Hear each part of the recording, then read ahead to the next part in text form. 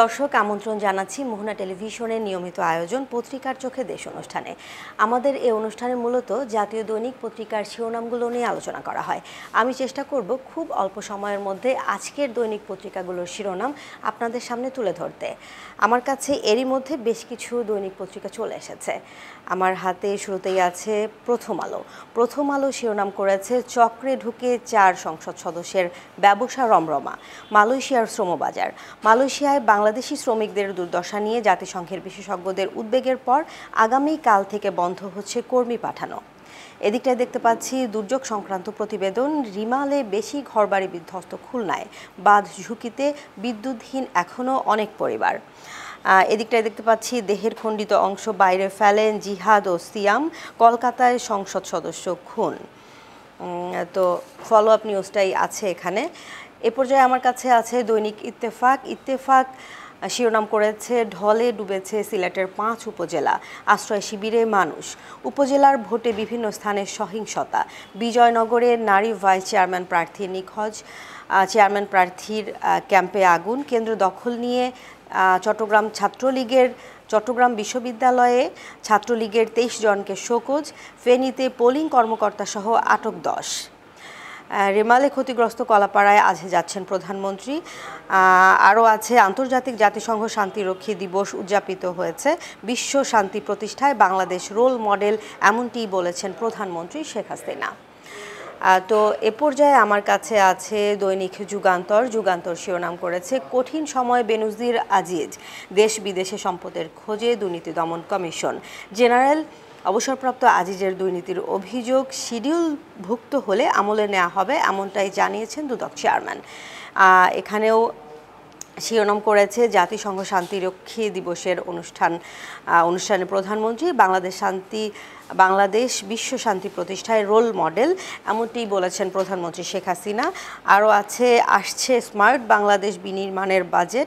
এদিকটায় দেখতে পাচ্ছি আওয়ামী লীগের ঘরে বাইরে সবাই সতর্ক। আজিজ বেনজির ইস্যুতে এই কথাটি বলা হয়েছে। আজিজের বিরুদ্ধে অভিযোগ প্রসঙ্গে অবগত যুক্তরাষ্ট্র। এই ছিল যুগান্তর পত্রিকায়। আমার কাছে এখন আছে সমকাল।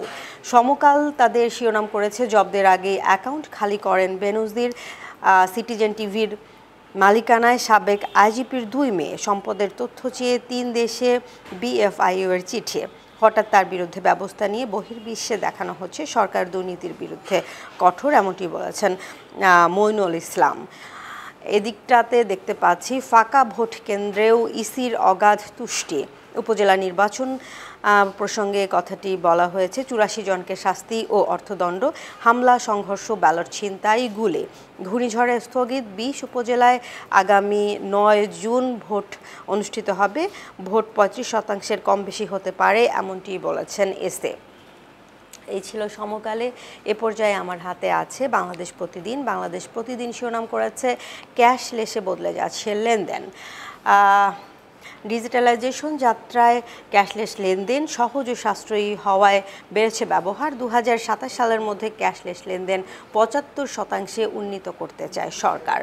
মোটামুটি এই ছিল বাংলাদেশ প্রতিদিনে। আরও আছে অনলাইন লেনদেনের সতর্কতা, গোপন পিন নম্বর, ভুয়া মেসেজ বা কল, এই সমস্ত বিষয়ে আসলে গুরুত্ব দিতে হবে এবং সচেতন থাকতে হবে। আমার কাছে আছে দেশ রূপান্তর। এ পর্যায়ে দেশ রূপান্তর শিরোনাম করেছে দায় মুক্তি পাবেন না বেনজির।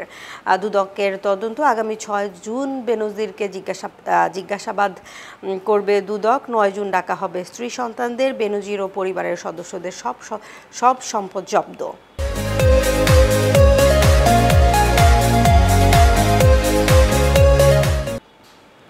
শান্তিরক্ষীদের প্রশংসা শুনে বুকটা ভরে যায়, এমনটি বলেছেন প্রধানমন্ত্রী শেখ হাসিনা। বিশ্ব শান্তি প্রতিষ্ঠায় বাংলাদেশ রোল মডেলে পরিণত হয়েছে, এটিও বলেছেন তিনি।